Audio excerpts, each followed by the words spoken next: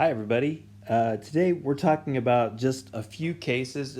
There are any number of examples that I can use, and you're going to find that as you're looking for like what your project's going to be on.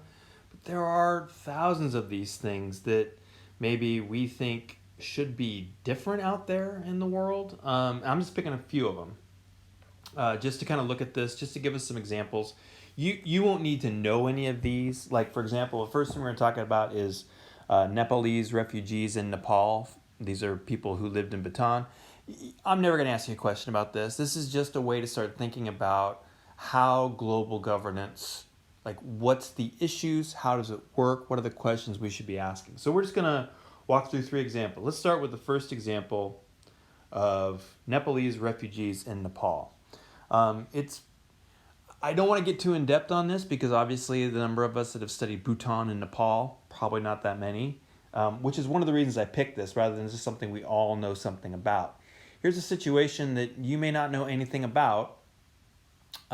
What's the proper way to deal with this? Should it all be dealt with in Bhutan?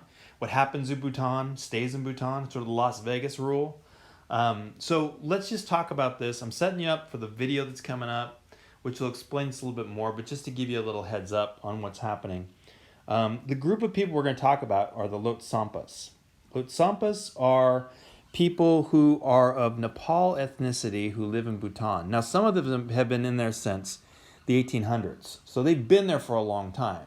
So this is one of those cases where we would say, for example, the ethnicity of the people is Nepalese, but the citizenship is Bhutan.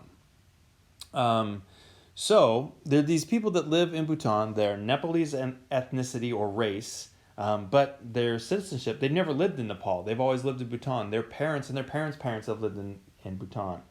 So what the video is going to talk about, the video is going to talk about how Bhutan is trying to sort of change the way it looks at itself, and is trying to set itself up as a society built around a very particular idea of what Bhutan is. That does not leave any room for the people of Nepal ethnicity. So the Bhutanese are discriminating against them in a variety of ways, and what we see then is the Lhotshampas saying that this kind of sucks. I mean, they're not the minority. I mean, they're still a minority of the population, but they are a sort of larger minority. They're maybe 40% of the population, so there's a lot of them there, but they don't have access to the power at all. And so when it comes down to it, the police, the military, the taxes, all that kind of stuff is kind of against them. So they kind of resist this. And what's happened more recently is this expulsion. When I say more recently, it's a 1990 nationality law, which essentially redefined, Bhutan passed this law, which redefined what it meant to be a Bhutanese citizen. So it said, for example, and I'll just give you sort of the quick background on this. If you can show papers that you've been here for since the 1800s like that, you can totally stay. Well, not a lot of people have these papers. It's not like this is a very paperwork society. If you can prove that you are Bhutanese, you can stay. Now, people of this particular ethnicity, the Bhutan is kind of like, they're fine. But if you're this Nepalese ancestry, you got to prove that you've been here, and there just isn't the paperwork to do that. So they basically have to leave. And what we end up with is about 100,000 people in 7 refugee camps in Nepal. And that's just part of the problem. But there's high rates of suicide, violence, and trafficking from these refugee camps. The locals, even though they're Nepalese, they're not that thrilled with having these camps here and the people and all that kind of thing. And then, of course, there's always these complaints or arguments about crime, terrorism, freedom fighting, whatever that might be.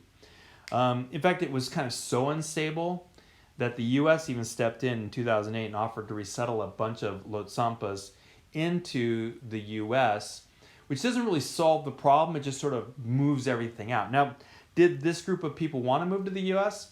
Actually, most of them didn't. You might think, oh, they won sort of the immigration jackpot. They get to come to the United States. People want to go back to their homes. They want to go back to where they lived. But that's not really an option on the table. So you're going to watch this video about this. And just a couple questions like, for example, whose problem is this? Is this Bhutan's problem? Is this Nepal's problem? Is it neither of them problem? Like neither of them claims these people. In fact, we would call these people stateless. So whose problem is this? The other question we could say is, can such problems be prevented? And the best way to sort of solve refugee problems is to not have refugee problems in the first place. How do you prevent such problems, particularly when they're happening inside of a country? Isn't it like, what happens in my country stays in my country? So take a look at this video. It's about, I want to say 18 minutes long, 19 minutes long. It's a good sort of insight of this. Again, it's not that I want you to focus on Nepal, Bhutan, or this particular group, but just I want you to think more broadly, all right, in other issues like this, what is the global governance question here? Who should be doing something? Why should they be doing something? What should be done?